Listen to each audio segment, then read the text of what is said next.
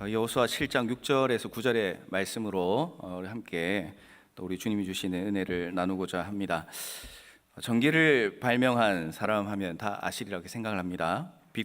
우리 사람들에게 빛과 또 편리함을 제공한 발명왕은 이제 에디슨이라는 이제 사람입니다. 그런데 이 에디슨을 설명할 때 정말 대단한 발명가 또 뭐 어떻게 보면 창조자 그렇게 이제 표현을 많이 하지만 사실은 이 에디슨은 그 누구보다도 많은 실패를 한 인물이다라고 이렇게 소개를 하고 있습니다. 이 에디슨이 1년 넘도록 하루에 4시간씩 잠을 자면서 이제 1만 번의 실험을 했다고 이렇게 이야기를 합니다. 근데 이제 에디슨은 초등학교 때에 이 전응아로 취급을 받았던 그런 어린 시절이 있습니다. 그리고 이제 공부를 잘 못하니까 학교에서 퇴학을 당하기도 했습니다. 학교 생활에도 실패한 사람이었습니다. 그런데 이제 이 에디슨이 할 줄 잘하는 것이 이제 하나가 있었는데 그것이 무엇이냐면 이 실패를 두려워하지 않고 포기를 하지 않는 그런 사람이었습니다. 그래서 수없이 도전과 실패를 거듭했지만 자기가 하고자 하는 일과 또 목표가 있으면 정말 그것을 극복할 수 있다는 마음으로 연구를 계속했던 것이죠. 그의 일대기 중에 관심이 가는 것은 연구를 하면서 이 하나님의 섭리, 창조의 섭리를 믿고 또 그것을 이해하려고 했다는 부분입니다. 그래서 비밀스러운 논리를 밝혀낼 때마다 이 에디슨은 이것이 하나님께서 창조해 놓은 자연의 질서 또 그런 규칙을 내가 발견한 것뿐이다 라고 생각을 했던 것입니다. 그런 생각을 바탕으로 뭐 전기 또 축음기 또 우리가 지금 많이 사용하는 전화기의 출발 또 타자기 뭐 이런 정말 다 설명할 수 없는 3,000종이 넘는 엄청난 발명을 했던 그런 위대한 발명가였습니다. 그래서 그가 죽는 날까지 오직 발명만을 위해서 인생을 바쳤다고 해도 과언이 아닐 텐데 그 종류들을 이제 계산해 보면 한 11골로 새로운 발명품이 나왔고 그리고 실패한 횟수를 일생으로 대략 계산을 해보면 뭐 11만 번쯤 된다라고 누군가 이제 조사해 놓은 이야기도 있습니다. 만약에 에디슨이 수많은 그 실패를 경험해 나가면서 하던 일들을 중도에 멈추고 그만두었다면 오늘 우리가 편리하게 사용하고 있는 수많은 발명들은 이루어지지 못했으리라 그렇게 생각을 합니다. 이 에디슨에게 있어서 실패라는 것은 물론 쓰라린 그런 순간들은 있었겠지만 그러나 실패가 성공으로 가는 디딤돌로 삼았던 사람, 그 사람이 에디슨이었던 것이죠. 우리의 삶도 역시 마찬가지라고 할 수가 있겠습니다. 우리 앞에 정말 다 설명할 수 없는 수많은 실패들이 우리 앞에 놓여질 때가 많이 있습니다. 그러나 이 실패는 누군가에게만 오는 것이 아니라 모두에게 오는 것이고 중요한 것은 이 실패가 많이 오느냐 적게 오느냐 그런 것이 아니라 이 실패가 다가왔을 때 이것을 어떻게 대하고 또 어떻게 생각하느냐에 따라서 결국은 성공으로 이어지느냐 아니면 계속 실패인 상태로 남아있느냐가 결정될 수 있게 되는 것입니다. 영적인 전쟁에 참여하고 있는 그리스도인들의 삶도 마찬가지라고 할 수가 있겠습니다. 특별히 이제 이스라엘이 가나안 전쟁을 치르면서 겪었던 수많은 그런 문제들은 영적인 전쟁을 치르며 살아가는 오늘 우리들에게도 동일하게 주어져 있다고 할 수가 있습니다. 특별히 영적인 전쟁에서 패배하는 것은 우리에게 수많은 고민들을 안겨줄 때가 있습니다. 또 때로는 두려움이 생기기도 하고 또 그리스도인으로 살아간다는 것에 대한 좌절감을 느끼게 되는 순간도 있습니다. 자, 이런 이제 패배들이 우리 가운데 주어지게 되는데 그렇다면 이 에디슨이 그 실패를 잘 극복하고 성공을 경험했던 것처럼 이 영적인 전쟁 가운데서도 우리는 주어지는 그 실패를 어떻게 하면 디딤돌로 넘어갈 수 있게 될 것인가? 그 해답을 오늘 말씀을 통해서 다시 한번 기억해 보기를 원합니다.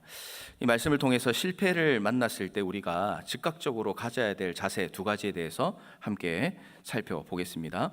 먼저 첫 번째로는 회개라는 것입니다. 이스라엘이 여리고 전투의 승리의 기쁨을 누렸습니다. 하나님께서 베풀어 주신 그 놀라운 기적의 현장을 경험하면서 역시 하나님은 우리 편이다. 역시 하나님과 함께하면 승리할 수 있다 하는 그 승리의 기쁨을 누리게 됩니다.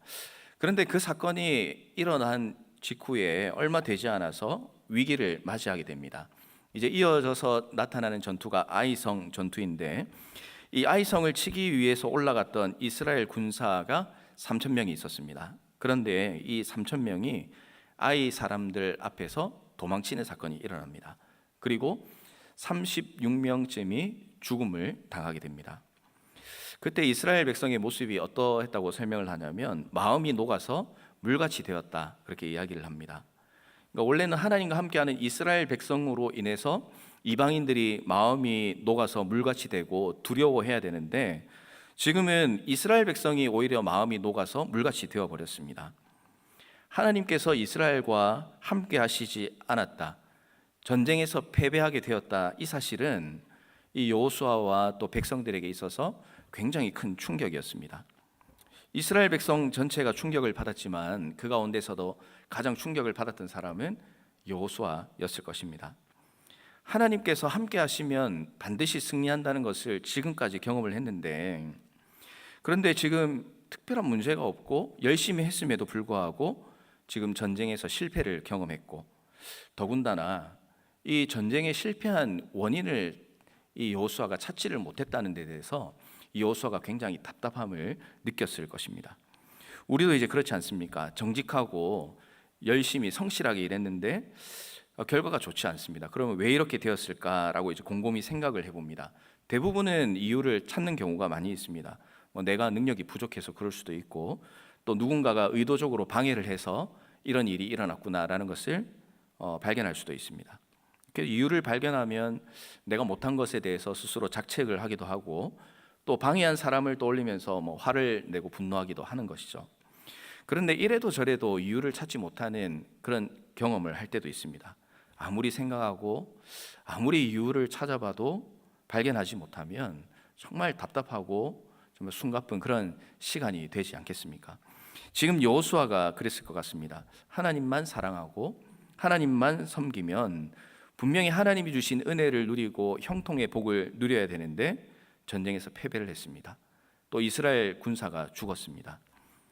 계획한 것이 특별히 잘못한 것이 없는 것 같고, 죄를 특별히 지은 것도 없는데 이런 일이 일어나니 얼마나 답답했겠습니까?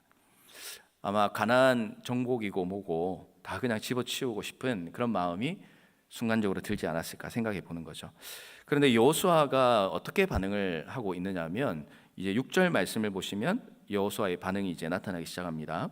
여호수아가 옷을 찢었다, 이렇게 말씀을 합니다. 여호수아가 가장 먼저 한 반응은 옷을 찢은 것입니다. 옷을 찢는 행동은 비참하고 또 애통한 감정을 누를 수 없을 때 나타나는 거죠. 그래서 여호수아는 가슴이 찢어질 듯한 애통함을 옷을 찢는 것을 통해서 표현을 하고 있습니다. 옷을 찢고 난 다음에 말씀해 보시면 여호수아가 어떤 행위를 합니까? 이스라엘 장로들과 함께 여호와의 궤 앞에서 땅에 엎드려 이렇게 말씀을 합니다. 여호와의 궤 앞에 엎드렸습니다. 여호와의 궤는 하나님이 임재하시는 것을 상징합니다. 이스라엘이 위기에 처한 상황에서 궤 앞에 엎드렸다라는 것은 이제 하나님 앞에 모든 것을 내려놓고 하나님께 맡기겠다는 그런 의지가 담긴 행동이라고 할 수가 있습니다. 여호수아와 장로들은 지금 실패의 원인은 찾지는 못했지만 뭔가 문제가 생기고 실패했을 때 무엇을 해야 된다는 것은 알고 있었다는 것이죠. 그리고 한 가지 더 행동이 무엇이냐면 머리에 티끌을 뒤집어 쓰고 저물도록 있었다. 머리 위에 먼지를 올려놓거나 뿌리는 것은 수치스럽거나 괴로운 일을 당했을 때 하는 고대 근동의 행동입니다. 옷을 찢고 궤 앞에서 땅에 엎드리고 머리에 티끌을 뒤집어 쓰는 행동들은 하나님 앞에서 내가 지금 얼마나 슬프고 애통한가를 표현하는, 사람으로서 표현할 수 있는 최선의 방법이었습니다. 그런데 단순하게 슬프고 애통해서 그런 행위를 하는 것은 아닙니다. 이런 행동 가운데는 이스라엘이 하나님 앞에서 잘못을 회개한다는 강한 의지가 담겨 있었습니다. 전쟁에서 패배를 하면서 패배한 이유를 찾아보려는 시도를 했지만 그 이유를 정확하게 찾기에 앞서서 일단 우리가 뭔가 잘못했다, 이 사실을 여호수아와 지도자들이 알게 되었다는 것이죠. 하나님은 실패 앞에서 우리가 어떤 행동을 하기를 원하시는가? 그 첫 번째 것은 바로 겸손한 마음으로 하나님 앞에 내가 문제가 있다는 것을 인정하는 데서 출발을 합니다. 하나님께 간구하고 회개하는 자를 하나님께서는 분명히 바라보시기 때문에 그렇습니다. 그리고 그들을 향해서 해결책을 주시고 자비와 긍휼을 베풀어 주십니다. 전능하신 하나님과 또 불완전한 사람과의 관계에서 뭔가 일이 틀어지고 실패가 되었다면 그 원인이 어디에 있겠습니까? 하나님께 있겠습니까? 하나님은 전능하신 하나님이기 때문에 실패하고 실수하실 분이 아닙니다. 그러면 누구에게 원인이 있는 것이죠? 사람에게 원인이 있는 것입니다. 우리가 세상을 살아가면서 만나는 수많은 실패들이 있습니다. 또 어려움의 순간들이 있습니다. 그렇다면 그 실패와 어려움의 원인은 과연 어디에 있습니까? 하나님께 있는 것입니까? 아닙니다. 바로 나 자신에게 있다는 사실. 우리가 이 사실을 어떤 문제와 사건이 일어났을 때 먼저 떠올리고 기억해내는 것이 필요한 것입니다. 그런데 우리의 삶을 가만히 보면 어떻게 반응을 할 때가 많습니까? 이 모든 실패와 어려움의 이 상황들이 하나님 때문이라고 불평할 때가 많습니다. 하나님 탓을 하는 것이죠. 하나님이 기도를 안 들어주셔서 이렇게 되었고 하나님이 안 도와주셔서 실패하게 되었다고 불평을 합니다. 해결할 수 없는 그런 어려움이 주어지면 절망감 속에서 모두 내려놓고 포기를 합니다. 또 인간적인 해결책을 쫓아서 하려고 하다 보면 하나님이 기뻐하시는 일들을 해나가는 그런 잘못된 모습도 우리 가운데 나타나게 되죠. 그러면 우리는 완전한 실패로 나아갈 수밖에 없는 것입니다. 그리스도인은 그런 삶을 위해서 태어나진 않았습니다. 그리스도인은 실패가 다가오고 어려움이 다가오게 되었을 때에 가장 먼저 무엇을 해야 되느냐? 여호수아와 지도자들이 했던 것처럼 옷을 찢는 심정으로 하나님 앞에 엎드리고 또 정말 주님의 음성을 주실 때까지 하나님 앞에 매달리는 그런 마음의 자세, 기도의 자세가 필요합니다. 절망의 자리에 머무는 것이 아니라 애통하는 마음으로 하나님 앞에 무릎을 꿇어야 하는 것이죠. 이것이 그리스도인에게 주어진 것입니다. 패배를 어떻게 대하고 또 패배를 극복하는 자세의 첫 번째 중요한 첫걸음은 바로 하나님 앞에서 나약한 나의 모습을 인정하고 하나님 앞에 회개하는 것입니다. 회개할 때에 하나님을 만날 수 있고 엎드릴 때에 하나님의 음성을 들을 수 있고 마음을 하나님께 집중할 때에 하나님께서 주시는 해결책을 알 수 있기 때문에 그런 것입니다. 사랑하는 성도 여러분, 여러분들은 오늘 또 어떤 실패를 경험하고 어떤 어려움들을 만나고 있습니까? 어떤 문제가 여러분을 정신없게 만들고 여러분을 우왕좌왕하게 만들고 불안하게 만들고 있습니까? 예상하지 못한 일로 인해서 어떻게 해야 할지 계획을 세우기가 어렵진 않습니까? 전혀 잘못한 것 같지 않은데 생기는 문제들로 인해서 하나님을 원망하는 마음이 혹 우리의 삶 가운데 중심으로 자리 잡고 있지는 않느냐는 것입니다. 특별히 이제 새생명 축제를 앞두고 우리가 이제 VIP들을 작정하고 또 복음을 전하기 위해서 최선을 다하고 있는 줄로 압니다. 그러나 오랜 시간 동안 우리가 경험을 해왔던 것처럼 하나님이 은혜 주셔서 이 구원의 열매, 복음의 열매를 만나게 되면 참 기쁘고 감사합니다. 그런데 더 많은 부분에서는 복음을 전했는데 결과가 좋지 않을 수 있습니다. 또 복음을 전했는데 받아들이지 않는 것을 만약에 실패라고 정의를 한다면 실패를 우리는 수도 없이 경험을 하게 됩니다. 그러나 결과에 대해서 원망하고 불평하고 또 그 사람이 복음에 대해서 거절했다고 하여서 두려운 마음을 가지기 전에 우리가 해야 되는 것이 무엇이냐면 이 하나님 앞에 더 매달리는 것이 우리 가운데 필요하다는 것이죠. 실패했다, 성공했다, 그것이 중요한 것이 아닙니다. 지금은 실패해도 결국은 성공할 수 있고 지금은 복음을 받아들이지 않았지만 또 언젠가는 주님께 돌아올 수 있는 하나님께서 예비하신 백성이 될 수 있습니다. 그렇다면 지금의 그 상황 가운데 원망하고 불평하고 두려워하기에 앞서서 여호수아와 믿음의 선조들이 어떤 일들이 일어나고 실패의 순간이 다가왔을 때 하나님 앞에 매달리고 하나님 앞에 엎드리고 하나님께 도움을 구했던 그 모습을 여러분들이 그런 실패의 순간을 경험할 때마다 떠올릴 수 있기를 바랍니다. 그리고 그런 순간이 내가 하나님 앞에 더 기도해야 되는 순간이구나를 여러분들이 깨닫는다면 지금 당장은 실패한 것처럼 보일 수 있지만 하나님은 여러분들에게 하나님을 바라보고 엎드리는 자의 기도와 간절함을 절대 외면하지 않는 분이시라는 것을 반드시 여러분의 삶 가운데 경험하게 될 줄로 믿습니다. 전도 대상자도 또 여러분의 어려운 일도 하나님께 맡기십시오. 이 회개라는 것은 단순히 죄를 뉘우친다라는 의미만 있는 것이 아닙니다. 처음으로 마음을 돌아가는 것입니다. 그러니까 초심으로 돌아간다는 것이죠. 내 인생의 주인이 내가 아니라 이 세상이 아니라 하나님이시다라는 것을 그 순간을 통해서 다시 한번 경험하고, 또 하나님이 말씀을 하시는 것을 듣고 그 말씀이 내 삶의 기준이 되는 일들을 해나가는 것, 이것이 바로 회개라고 할 수가 있습니다. 엎드려 회개할 때 하나님은 우리를 만나주시고 또 복음의 의미를 다시 한번 깨닫게 해주실 것입니다. 아까 우리 집사님 기도해 주셨지만, 우리가 복음을 전하는 것은 믿지 않는 영혼들의 구원을 위해서도 그렇지만, 복음을 전하는 이 행위를 우리가 해나갈 때 내가 받은 이 구원의 은혜가 얼마나 크고 감사한지가 회복될 수 있기 때문에, 이 전도하는 것은 어쩌면 불신자들을 위해서도 그렇지만 그것보다 더 나의 이 구원의 감격을 위한 삶에 더 중요한 부분이 될 수가 있다고 생각을 합니다. 우리의 삶에서 매일 하나님께 엎드리시는 여러분의 삶이 되시고, 또한 매번 주님으로 인하여 초심으로 돌아가고 구원의 은혜를 날마다 경험하고, 그리하여 눈앞에 있는 실패로 좌절하는 것이 아니라 그 실패를 넘어 우리를 놀라운 승리로 이끌어 주실 하나님의 은혜를 삶에서 날마다 경험해 나가시는 모든 성도님들 삶이 되시기를 주님의 이름으로 축원합니다.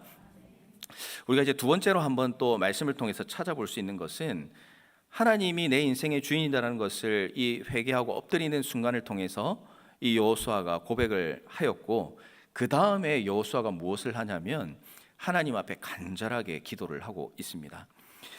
여호수아가 하나님께 엎드리고 나서 했던 행동이 7절부터 9절에 나타나고 있습니다. 먼저 이제 세 가지 질문을 통해서 하나님의 이제 뜻을 구하고 있습니다. 첫 번째는 이제 7절입니다. 7절 말씀해 보면 정리하면 이렇습니다. 어찌하여 우리를 여기까지 인도하셔서 우리를 살리려고 하는 것이 아니라 우리를 멸망시키려고 하시는 것입니까? 라는 그런 이제 질문을 던지고 있습니다. 하나님께서는 이스라엘 백성들이 가나안 정복의 명령을 하셨고, 또 그것이 본격적으로 진행될 수 있도록 요단강을 건너게 하셨습니다. 하나님의 인도로 가나안 정복을 하게 하셨는데 아이성 전투에서 패배를 했습니다. 그때에 우리를 아모리 사람의 손에 멸망시키려고 우리를 부르셨습니까? 이렇게 이제 질문을 하는 것이죠. 그런 것이었다면 그냥 요단강 건너지 말고 요단 건너편, 그러니까 모압 평지에서 그냥 살게 해주시면 안 됐습니까? 라는 이제 그런 이야기를 하는 것이죠. 근데 왜 저기서 안 살게 했느냐라는 그런 불평은 아닙니다.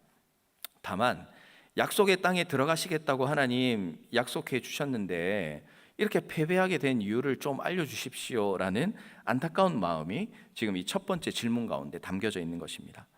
그리고 두 번째 8절 말씀에 보면 어떻게 기도를 하고 있느냐 하면, 이스라엘이 그의 원수들 앞에서 돌아섰으니 내가 무슨 말을 하겠습니까? 라고 이렇게 말씀을 합니다. 자, 돌아섰다는 것은 변화했다는 의미인데 좋은 것에서 나쁜 것으로 변화됐다는 뜻입니다. 이스라엘이 적들 앞에서 돌아섰다 하는 것은 용기를 상실한 이스라엘이 전쟁을 하겠다는 뜻과 마음을 상실했다는 것을 의미하고 있습니다. 그런 백성들을 향해서 지도자인 여호수아가 내가 지도자로서 무슨 말을 백성들에게 할 수 있겠습니까? 라고 하나님 앞에 탄식하면서 기도를 하고 있습니다. 그리고 세 번째는 9절에 나오고 있습니다. 주의 이름을 위해서 어떻게 하시겠습니까? 가나안 사람과 이 땅에 있는 모든 거민들이 우리를 둘러싸고 우리 이름을 세상에서 끊을 것이다 라고 탄식을 합니다. 둘러쌌다는 것은 이제 이스라엘이 여리고성을 둘러쌀 때의 생각을 떠오르게 합니다. 그런데 이제는 상황이 바뀌어서 이스라엘이 가나안 적들의 손에 둘러싸이게 될 것이라는 불안감이 여호수아에게 있었습니다. 그때 여호수아는 주의 크신 이름을 위해서 어떻게 하시려 하십니까? 기도를 하는 거죠.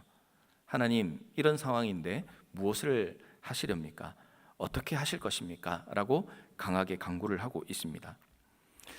이 기도의 내용을 보면 여호수아가 가장 안타까워하는 것이 한 가지가 드러납니다. 그것은 바로 이 전쟁의 패배로 인하여서 하나님의 이름이 모욕을 당하게 되었다는 것입니다. 이스라엘 민족이 처한 상황도 그렇고 이 여호수아 자신의 마음이 두려운 것도 문제였지만 이 자신들 때문에 하나님의 이름이 모욕을 당하는 것을 가장 큰 문제로 생각하고 있었습니다. 하나님의 백성이 올바로 살아야 되는 이유, 그리스도인이 그리스도인답게 살아야 하는 이유가 바로 여기에 있다고 할 수가 있습니다. 백성이 올바로 살지 않으면, 그리스도인이 그리스도인답게 살지 않으면 우리가 욕을 먹는 것이 아니라 하나님의 이름이 모욕을 당하기 때문에 그렇습니다.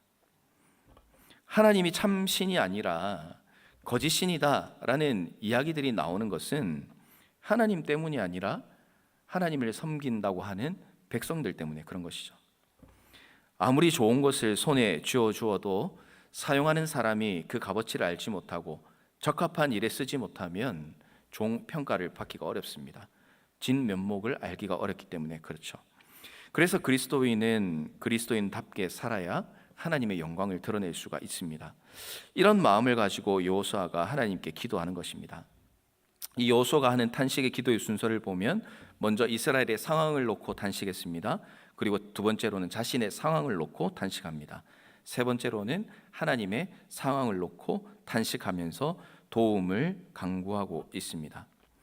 그래서 하나님께 기도할 때 자신의 생명과 백성의 생명을 구해달라는 그런 원초적인 기도를 떠나서 주의 크신 이름을 위하여 우리 하나님 나서 주십시오 라고 이렇게 기도를 하고 있는 것이죠.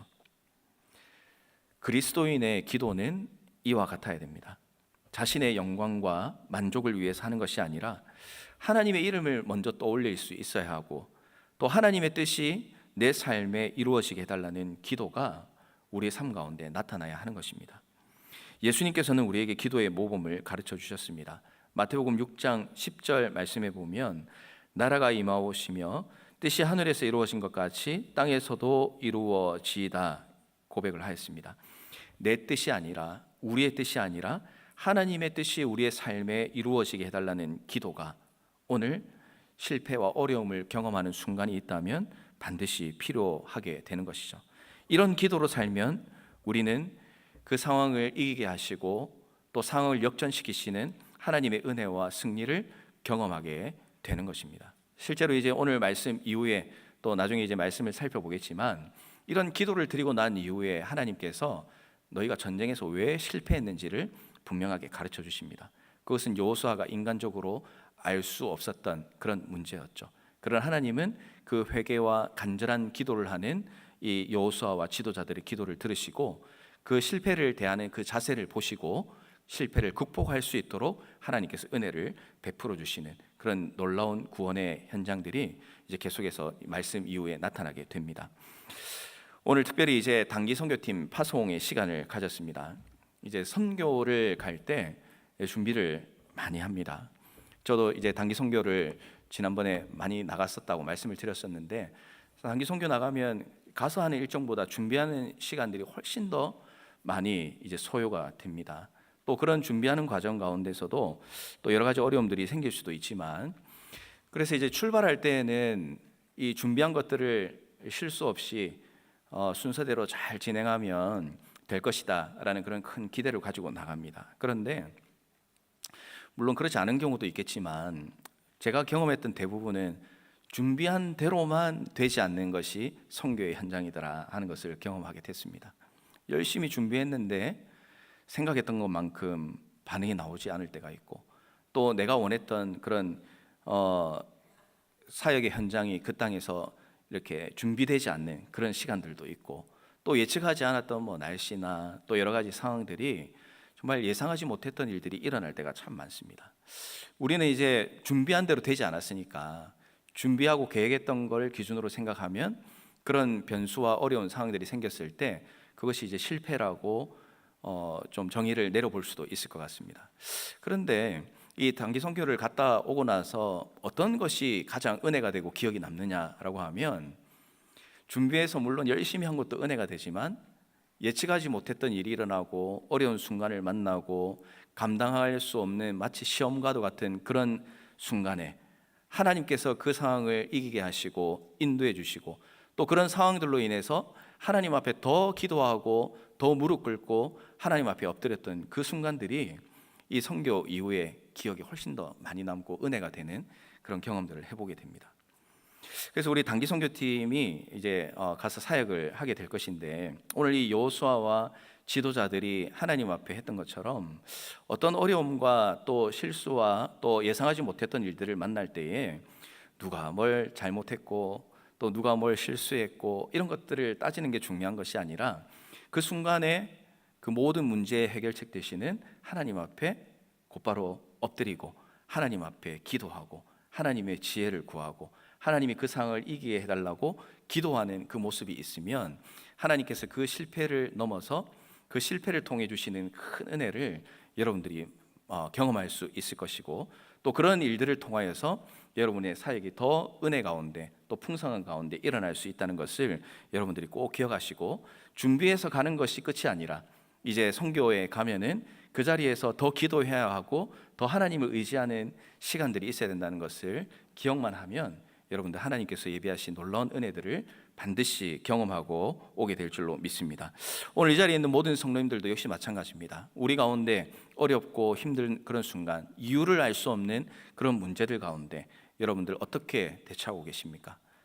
다른 답은 설명드릴 수는 없고, 오늘 이 말씀에 따르면 즉각적으로 그 문제를 놓고 하나님 앞에 기도하고 엎드리는 사람, 그 사람이 그 실패를 극복하고 하나님이 예배하신 놀라운 은혜를 경험할 수 있게 된다는 것을 여러분 꼭 기억하시기를 바랍니다. 말씀을 정리합니다. 우리가 살아가는 동안 실패를 분명히 많이 경험하게 됩니다.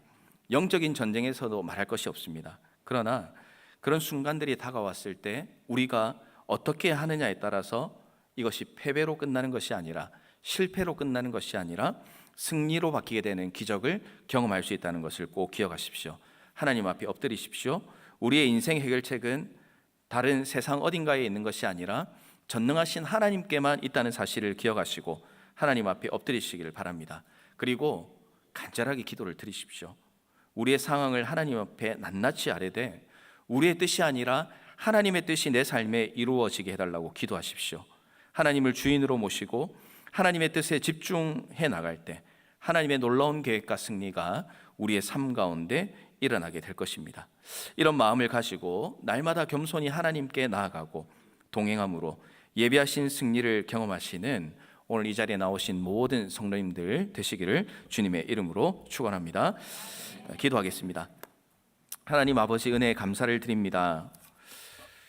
우리의 삶 가운데 주어지는 여러 환경과 상황 가운데서 오늘 말씀을 통해 다시 한번 주님 앞에 결단합니다. 주님 앞에 즉각적으로 엎드리게 하시고 주님 앞에 간절한 기도로 나아가는 우리가 되게 해주십시오. 문제의 해결책이 다른 어디에 있는 것이 아니라 하나님께 달려있다는 사실을 믿음으로 고백하게 하여 주시고, 그런 우리의 회개와 간절한 기도를 통하여 하나님과 동행하고 실패를 승리로 바꿔주시는 하나님의 은혜를 경험하며 나아가는 오늘 이 자리에 있는 모든 분들, 또한 우리 단기 선교팀 될 수 있도록 하나님 은혜와 축복 더하여 주시옵소서. 살아계신 예수님 이름으로 기도드립니다. 아멘.